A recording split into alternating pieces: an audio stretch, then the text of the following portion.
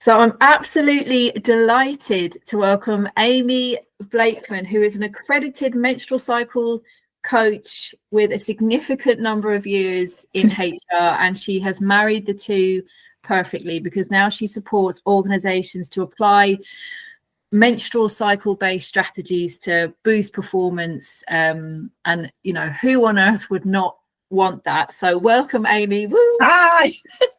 Hello. Yes, so I was absolutely, one of the things I wanted to do with this podcast was bring the menstrual cycle into it, because it's so important. And I don't know about you, like, you know, growing up through the years, nothing that you weren't really spoken to that much about it. You knew what it was biologically, and you were just handed a tampon or a sanitary towel, and then, you know, you went off on your way, and then you knew it made you feel a certain way at certain points of the month, but that was pretty much it. You were just kind of this attitude of just get on with it.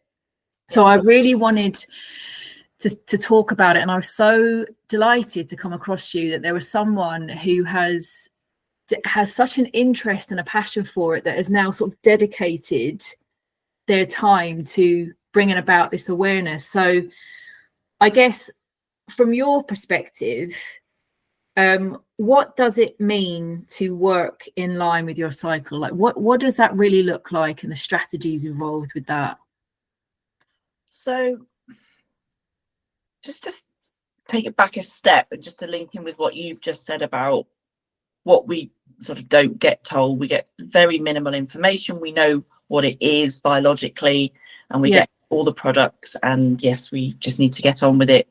The missing bit, and we're just not really told at all, is what the cognitive function and what cognitive impact our sex hormones give us, or impact us on a month-to-month basis. So it's that's really missing, in terms of actually forgetting about the reproduction side and purpose of our cycles.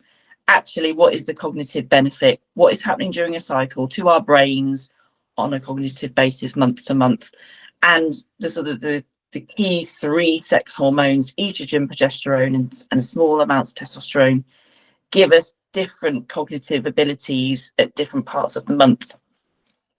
So how that plays out in terms of thinking about work is, when are you more effectively communicative? When do you have more sort of sharp, sort of razor sharp focus? When is it that you can deal with more complex issues? When is it you're more social in terms of that networking, connections, etc.? When is it that you're more, I suppose, not reserved, but you're not as outward? So maybe in the latter part of your cycle, where you're more kind of wanting to focus on solo tasks, you're in the detail. And it's recognizing where, understanding what our hormones can do, and where we can play to their strengths based on what they're literally giving us every month. And whilst they say that, I massively caveat that it's not you can't do certain things in certain months at certain parts of the month. I'm not saying that, but it's leaning into your strengths. Yeah. And that's a big part that's missing. What do our hormones give us? How do we work with that? So it's then looking at, when we understand how our brain chemistry actually works during every cycle, it's then looking at your work tasks and thinking about, what have I got on this week? How much have I got on this week? What tasks have I got control over? Yeah. I think I've said before in other talks, etc., is that where you have autonomy, you have choice. Yeah. So there's always going to be things that we have to do at certain points in the role for the business. We can't be completely 100% aligned, but knowing where you feel cognitively, energy, whether you're more outward, whether you're more inward, really can determine the role, the duties and responsibilities that you've got. Where can you play them to your advantage? Yeah. Where you don't have that alignment, that total alignment, where do you apply some self-compassion and give yourself time to be like, this isn't a match right now. Yeah. So that you're not being hard on yourself. So I think so it's the last part I'd sort of think about, you just get on with it, you just push through it, and we expect to be the same, the effective, sparky, communicative, chatty person, focused person every day. And when we don't feel like we're 100% on it, we're then beating ourselves up and getting frustrated that we're not where we were yesterday, a week ago. Yeah. And it's being aware that there is a biological shift within us, and it's honoring that and working with it and trying to be a bit more aligned that way. Now, I can go into a bit more detail, but has that been a... Yeah, that's really, really interesting. Question? Yeah. And when we're saying about being kind to ourselves and really noticing how we're feeling at different points of the month and, leaning into our strengths. If you're sort of part of a big team or a small team, and, there is a project going on or there is something going on, trying to make others aware. Do you have to make others aware? Like, how do we, so say your manager is saying, well, last week you did that presentation, you did those stats and I got them straight away, but this week you don't seem to be that energetic or buzzy or chatty. So at what point do we navigate our way around that conversation to be like, I'm on my period? Yeah, well, it will really depend on the relationship you have with your manager. And personally, for me, I would probably be able to be quite open with mine.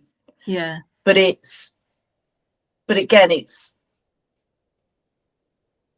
having that open conversation. So I'm all right. I'm just, I'm struggling a bit today with X, Y, and Z, but it's not as an excuse to go, so I can't do it. Yes. It's I'm just struggling at the moment, but when do you want it by? Is it do you need me to vary that presentation? I can do it. And it's just being careful not going into it's sort of an excuse, but how you present and how you decide that information. And it's like with anything in terms of, are you all right? You're not sort of yourself right now. Is everything all right? And you can just, absolutely fine. And you just quieter and slower. You might not speak up as much in meetings, but as long as you're contributing professionally and being able to commit to the role, then it's not, I suppose it's not so much about, I mean, of course, obviously your manager could ask, oh, you're all right. You don't seem yourself. You choose what you give as that answer. Like, oh yeah, no, sorry, no, a bit quiet, but I'm all right. And I think there's something in that as well about it. It's almost like it shouldn't be up to me to educate someone else on what the menstrual cycle is. I shouldn't have to then say, well, I'm going to be different to you, Mr. Whoever, because so about that education piece in the workplace and say, look, we're all beautifully different, we are diverse, and actually diversity goes a lot deeper. It's not just it's about understanding the menstrual cycle as well, and not making allowances. We're not asking for that, but it's awareness. You're absolutely right. It's awareness, just that piece around the hormone impact. Forget menopause. That's a lovely topic in itself. But just what I call not the standard, but for everyone else prior to that, the monthly cycle. What does that look like from a hormone perspective? How does that impact cognitive function, energy, mood? And there's a lot for the individual to do themselves. And like you say, it's raising awareness. It's just having empathy and understanding. There's nothing that managers hugely need to do. They don't start one-to-one and go, so where are you in your cycle? Like, none of that. Like, it's very much it's very much an internal Mm. alignment and awareness and your own rhythm Yeah. that you are learning about, like getting to learn, like learning my cycle on the level I have has been an absolute game changer. Yeah. But outside looking in, I don't think my performance looks any different in terms of output. But that's because I just know how to align my tasks in a way that I get the best out of me. I'll give you an example that's probably going to be helpful. So where am I? I'm day 8. I don't know what it is about day 8 in my cycle. I absolutely love day 8. It's random. It's like right at the end of my period, and I'm like, right, I'm ready for you. Where are the people? Where is the stuff? Where is the work?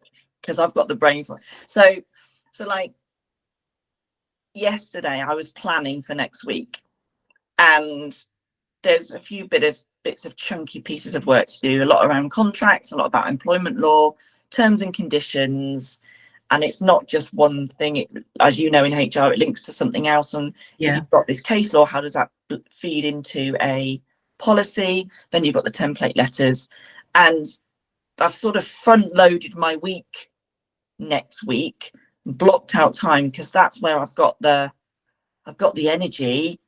Yeah. And I've got the motivation and the discipline, and it comes easier to do it then. I could do it later on in the month. It might be a bit slower. Not bad, but I've got that autonomy, because I've been given a deadline of when to do it by, and I'm like, right, well, the rest of my month, I've got a month to do it. Yeah. So actually knowing my cycle as I do, when's it best for me to put those things in? Yeah. And a lot of my one-to-ones are around this time of the month, chatting, talking, what have you got going on, blah, blah, blah. And then for me, typically the latter part of the month, I'm more inward, my energy levels are dropping. I have a more of a desire for transactional admin stuff, like, love filling in a template form, like just like over and over again. Those payroll changes. See what I mean? Like, and I can do this at any point in the month. Of course, if my manager turned around in 2 weeks' time, well, that Amy, can you look at this contract and these terms and conditions? I can. The point is about having preference. Yeah. It's the same as people going, I'm more of a morning person, or I'm more of an evening person. Like, some people do their best work, or a lot of their work in the morning. Some people are more alive in the afternoon. It's along those realms. It's no different. Yeah. And I think if we just recognize, if we know our cycles on a much deeper basis, and every cycle's different. Yeah. Mine will be completely different to yours. The relationship you have with your cycle, how it might vary from month to month based on stress, lifestyle, what you've been eating, not eating is the operative word, and it will play out. Your body will tell you if things aren't right. So I hope that's been a useful example. No, it's really helpful. And actually, as you were talking, it reminded me of, slightly off topic, but I joined a gym maybe about a year ago. Stopped going, but the point was, they were like, okay, you'll get like a personal training session and they'll put a plan together for you. I'm like, okay. And the plan was exactly the same every single week. And I remember saying to the personal trainer, I said, look, I'm in my 40s, I'm in those perimenopausal years, I want to exercise in line with my cycle. And it just went and then I was just given a plan to do exactly the same thing. So it just screams of, it's not only are we not aware potentially of our own cycle, the workplace isn't really set up for it, but neither is the wider world. No, we are, not to sound like I'm bashing the patriarch. I know. I'm not really that person. We are where we are. Yeah. But we operate, the world operates on a man's cycle. Same thing every day. Yeah.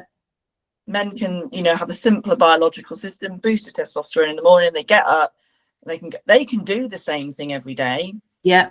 With, within reason, what I mean? Of course, they still stress, they have lifestyle, they're not going to, but biologically, they don't have another rhythm. No.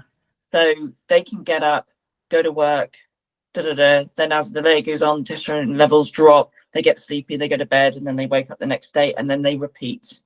We do that and some more. Yeah. And it's that leaning into that menstrual cycle element of it, where you can get the best out of yourself, and actually you're not putting unnecessary stress on your body. PMS is telling us there's an imbalance. Yeah. So, like, for example, that gym plan, same every week, well, you're not going to be able to do that on your period, and that's going to be really uncomfortable. So really, you should be resting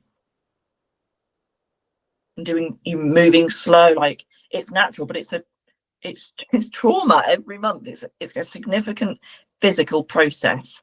So it's nutrition, it's rest. Then you will naturally feel your energy levels getting more, and that's where your body will feel more able and open to cardio, pushing your strength and your fitness further, because the hormones are there. Yeah. And then the latter part typically is where energy levels feel different and they're a little bit less, and that's where they suggest strength training in the latter part of your cycle. Because if you push yourself the same as you did a couple of weeks before, you could injure yourself or overexert yourself. So it is that being aware of that rhythm and how you adapt. And like you say, work is the same. Yeah. Monday to Friday, or we have a set pattern.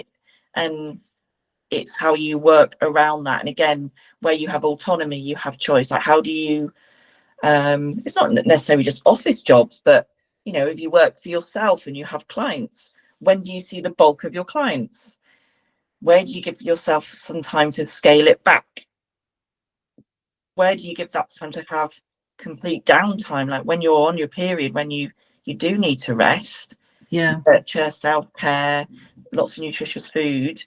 How do you make sure you scale back your social plans? How do you, and I'm not saying don't do anything for 5 days. Let's all go off into the woods. Let's all go off to the woods and look at the moon. I'm not saying that, but just think about, like, if you're tired, you go to bed. Yeah. So if you've got low energy, don't go out on the piss. Excuse me. Like, a friend says, "Oh, do you want to go out for a beer?" Do you know what? I'd love to, but can we do another night? Yeah. You don't have to say, "Well, I'm on day 25 and again, depends on the relationship, but you just it's boundaries. It's boundaries at work and it's boundaries at home, and how it's looking after yourself in that way. Yeah. And I wonder, is there something in as well? And look, I can only speak to it from, say, my perspective, but if I'm sort of lying on the sofa and I'm like, geez, my period, I'm wrecked, lying on the sofa, but then you start to feel guilty for not doing something. And I think, and I don't know, is it like an inherited thing? Because you think, all I saw was my mom running around doing stuff, and your grandmother, and you just get on with it. And so then if you were to be lying on the sofa, it would be, get up, come on. So you always have this guilt around. Yeah. I do not. So many women say it. There's this guilt around rest. I think it's a sad thing. You just keep going, and of course, I think that's heightened when you're a parent. Yeah. You've got to keep going. You've got to be on. You've got to make sure you've done this. You've got to done that. It's quite deep rooted. It's actually a question that comes up in my coaching, because everyone's idea of rest is very different. And delving into what is behind, what what is wrong with rest? Who told you it was bad? Where have you got your own preconceived ideas that rest is lazy? Yes. Oh, well, if you don't mind me Yeah. back, like, you're like, well, mum was moving all the time, and if I sit down and lie, then what's that say about me as a mum? Yes. Yeah. And it's like, whoa, I'm just having 2 hours on the couch. The kid's in bed. Yeah. I don't actually need to be anywhere. Yeah. The dishwasher being emptied can wait.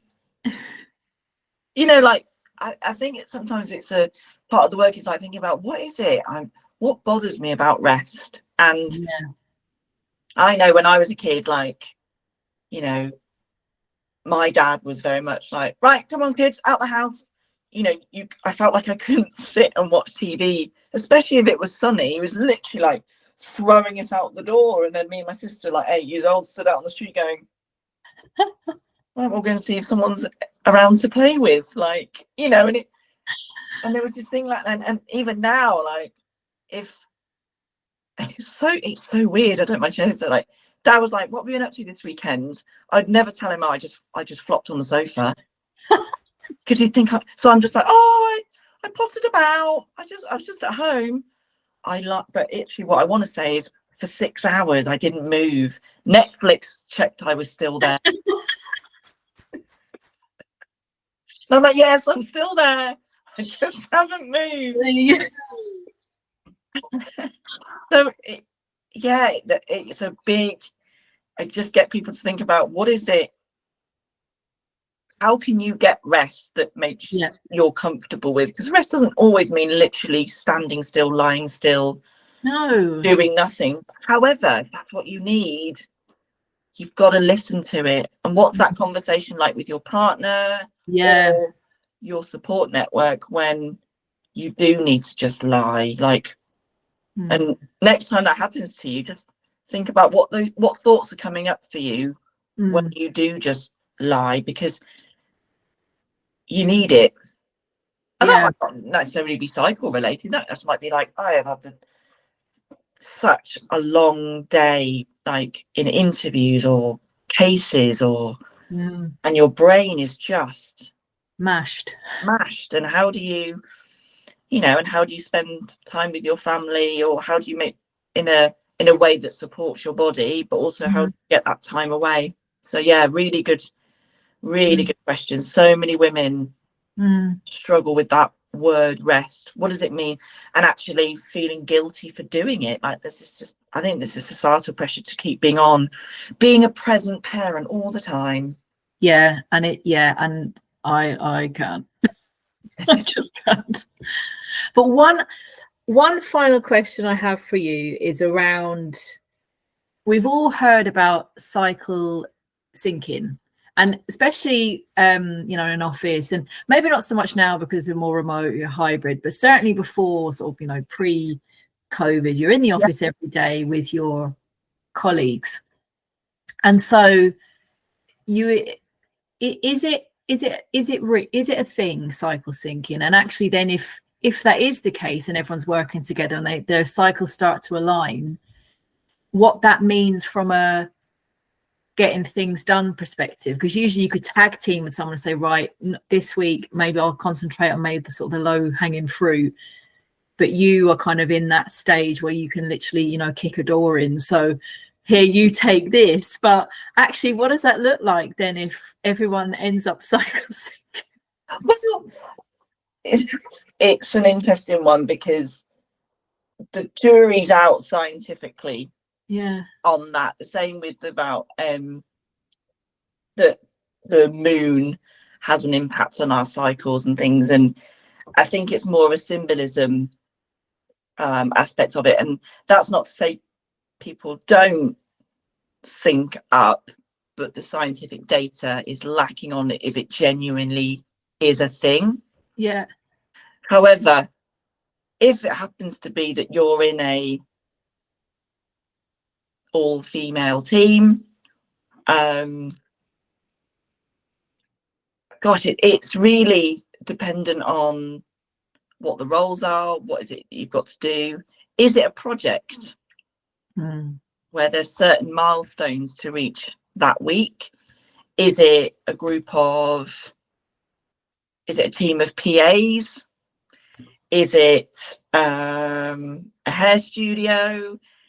It really varies from role to role, but I guess like with any team catch up, if there's sort of a group, if there's an aim for that week, it's having that open chat around who's got capacity. Yeah.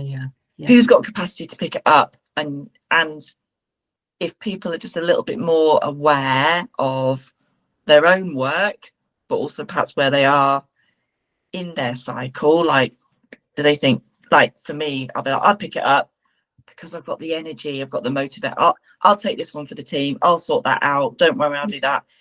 And again, it's down to relationships and thinking about your energy and your preference for things, but ultimately still getting the job done. But again, it depends on your relationships about how open you want to be. Now, obviously, if it's a team of women, there is probably, in their long-standing relationships, there is probably going to be conversations where we delve into that.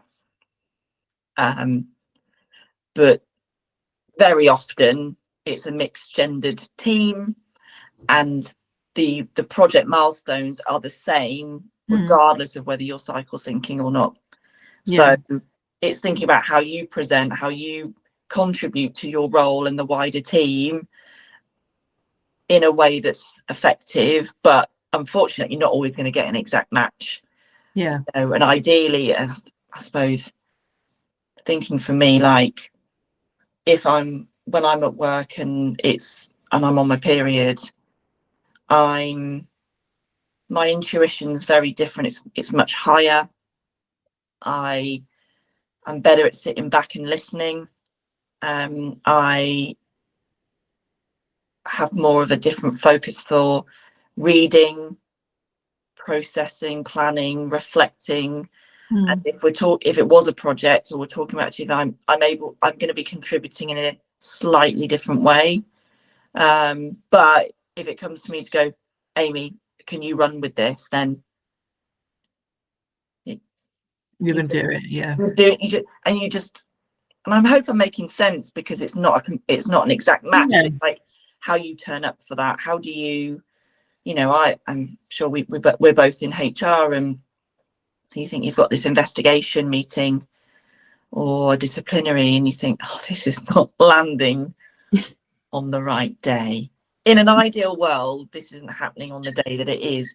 It's not to say you can't do it, but it's just being aware of your energy is lower, but you can do it. Yeah, absolutely. But other parts of the month, you'd be like, right, yeah. I was bouncing around the office, I think Wednesday. Everyone's like, you right there, Amy? And then give me another week and they'll be like, you right, love? Yeah, like, it's just them emails. And I'm like, no, it's not. But yeah, I think, and again, just to the hybrid point, sorry, I'm going on. Can I carry on for a bit more? Of course. Yeah.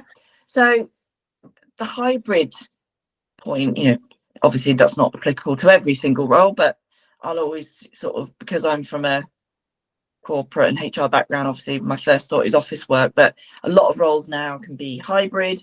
So again, you can have your difficult days at home. Yes. In terms of, when you're on your period, if it is a particularly painful day, see if that's the day you work from home, so that you can be in loose clothing, you can have the hot water bottle, you've got your bathroom's literally there, you can just, you're more comfortable. Yes. You haven't got to be in the office thinking, oh God, I've got this all day meeting and then I need to nip out because I need to change, and the classic flipping the tampon up your sleeve and all that, and you just think, yes.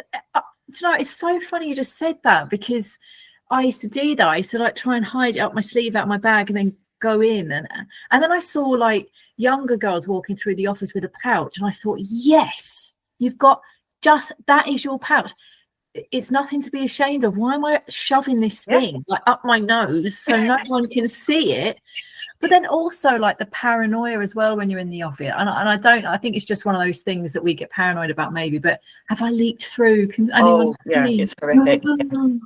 Yeah, exactly, all that. And you just think the anxiety that can cause, or from the perspective of like losing focus, because you're sat there doing your work, but you're thinking, oh yeah, well, oh, do I need to go to, and you think, yeah, and it's distracting. Whereas, you know, if you're at home, it's just a more comfortable environment, that should there be an accident, it's not the end of the world. You know it. So and then it's thinking about, well, I've had a more of a productive day because I'm in the comfort of my own home on a difficult day.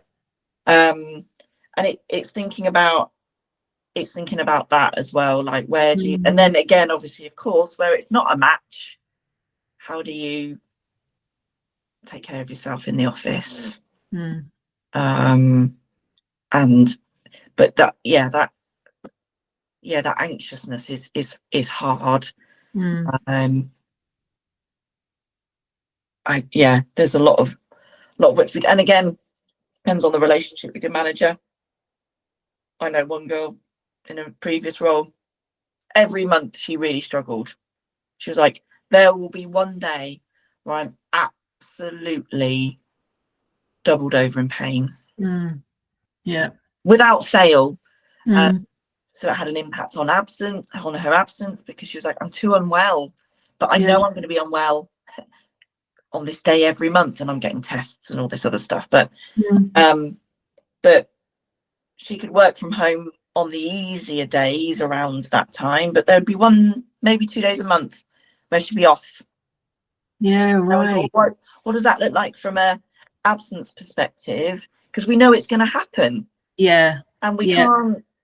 Then there's the HR aspect of, well, we've got to be really careful here, because we know she's going to hit a trigger under any absence policy, because we know she's sick every month. And that's a really, really good point, because especially in HR, you know, if someone has a recognized, you know, condition, a long-standing condition or a disability, then we'll be like, right, okay, no problem, we'll look to relax your triggers, because we know that you have this. But how sympathetic are we when it's my period? Okay, no, seriously, it's my period, and this happens every month. You know, the reception is going to be different. You know, well, if I relax your triggers because of your period, I'm going to have to relax all the triggers for women. And it's not because it's case, it's, as we know, it's case by case, and let the data talk. She's, you know, unfortunately she's off every month. What can we do? What we did for this person was obviously absence meetings, not formal, but understanding it clearly. There's a problem. She told us the extent of it. And this isn't, I was a bit uncomfortable and it was a bit painful. This was, I'm doubled over. There's nothing that cocodamol, ibuprofen can do. I just ride it out. But she was getting investigations done as well. So what we did was we front loaded her hours. Okay, right. So that day that typically was every month, she already worked it. So it went down as an absence, and we relaxed the triggers and came up with that. But she'd done the hours in order to get that day. That took pressure off her a little bit, because she was like, she's not going to be worried that she's going to hit a trigger, you know, that she's letting her team down every month. Because, you know, from a pay perspective as well, because, you know, that's the other thing. Because we, you know, and again, it's a reasonable adjustment. That's reasonable. I mean, some people might be like, oh, it's a bit hard. You asked us to work that extra hour. You know, we could have maybe. You work the extra hour anyway, so actually it's just recognizing the work she's doing. So that made a difference to her, because that's less stress of thinking, oh God, I'm off again. It's every month. It's like, don't worry, it's it's fine, we'll just work with it. But we got occupational health involved, and they were like, well, yeah, it's 99.9% certain that every month, because of XYZ, this is an ongoing problem that's not going to go away. So yeah, like you say, reasonable adjustment. For any other health condition, we'd like, well, what's the reasonable adjustment? What can we do to support so that you can continue in your role? And that's what we did for her. But yeah, I think just moving away from that a little bit, but thinking about workplace support, a lot of it is about raising awareness for managers, but also those that menstruate, and how can you look after your body from a lifestyle, like nutrition perspective, because actually, yeah, if you're looking after yourself, then you are going to be just generally more productive, focused, confident in the workplace or wherever, because you feel well. And then this is like the next element to it in terms of what I call sort of energy management. We know what time management is and how you manage your time. This is another added element to it in terms of how do you manage your energy. Where can you work with it, and where do you accept where you can't, but you're not putting that pressure on you that you're not being able to do it. You can, but it's slower. So how do you move your diary so that you can have a less packed day at different points? Does that all make sense? Yeah, that was brilliant. I really appreciate you taking the time, Amy, and I'm sure whoever watches this is going to take so much away from it. And I'd imagine you'll get a few more LinkedIn followers and Instagram followers, because honestly, this has been so interesting. So thank you. Thank you.